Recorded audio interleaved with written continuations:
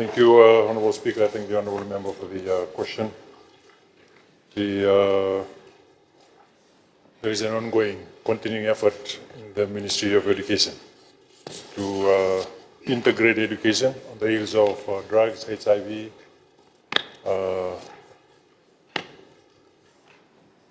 awareness across various levels of the primary and secondary school curricula. This approach aims to build awareness, foster responsible behaviors, and promote health literacy among students.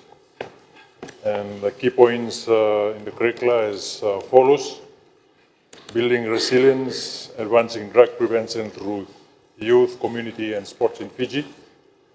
And Mr. Speaker, I wish to inform this August House with the kind compliments of the Australian High Commission, extend its appreciation for Australia's ongoing support to the Fiji education system, particularly in the area of curriculum development. And this valued contribution under the Vuvale Partnership continues to help shape resilient, health, and empowered young people. This last fortnight, we launched the Future Leaders Fiji at Nasinu Secondary School. This is the first in the country to host this youth engagement session under the Pathways to Purpose initiative, which was proudly assisted and supported by UNDP. And this program focuses on building resilience, advancing drug prevention through youth, community, and sports in Fiji. And from an education perspective, this program holds particular significance. It seeks to implement targeted prevention and awareness approaches in the red zone communities and red zone schools, where the risk factors associated with drugs exposure are highest.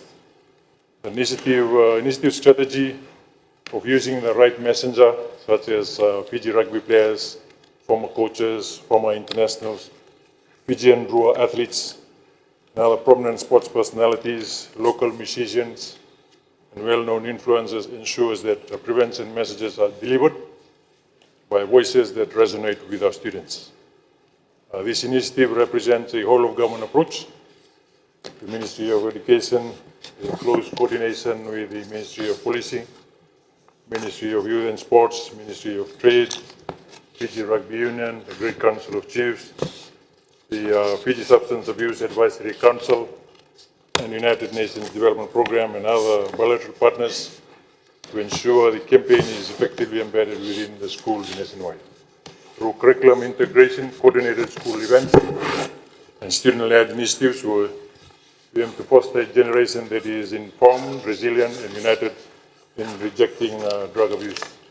In addition to this, Mr. Speaker, there is a citizenship education curriculum which was introduced this year for class 1, year 1 and year 4, to year 4 in 125 primary schools, and year 9 and year 10 in 50 secondary schools.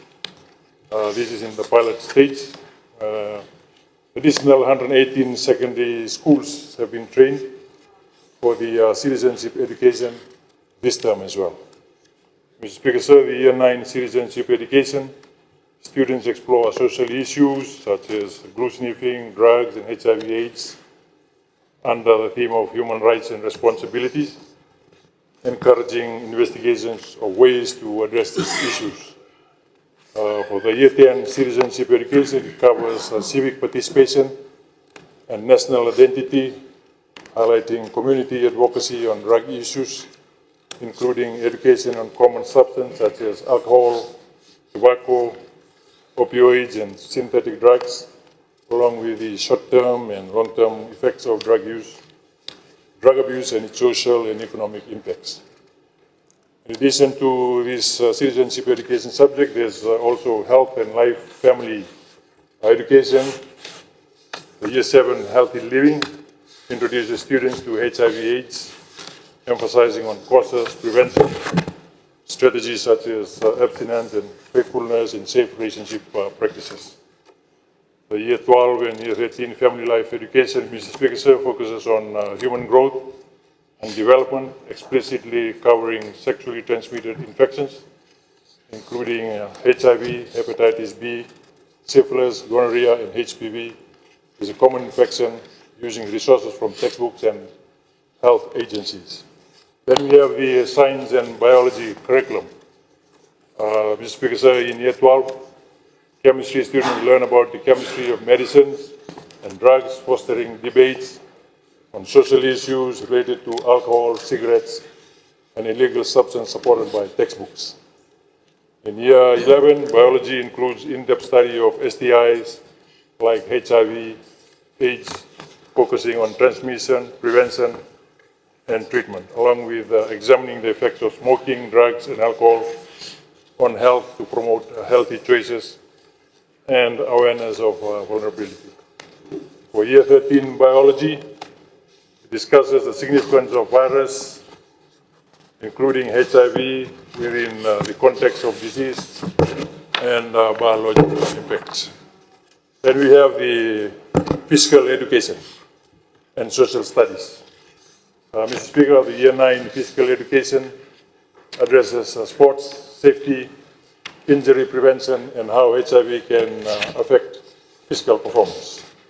On the same note, the geography curriculum links to HIV/AIDS through topics such as population health, demographic shifts, urbanization, migration, and development indicators, providing a broader understanding of the disease's impact on society. Then we have English and other language subjects.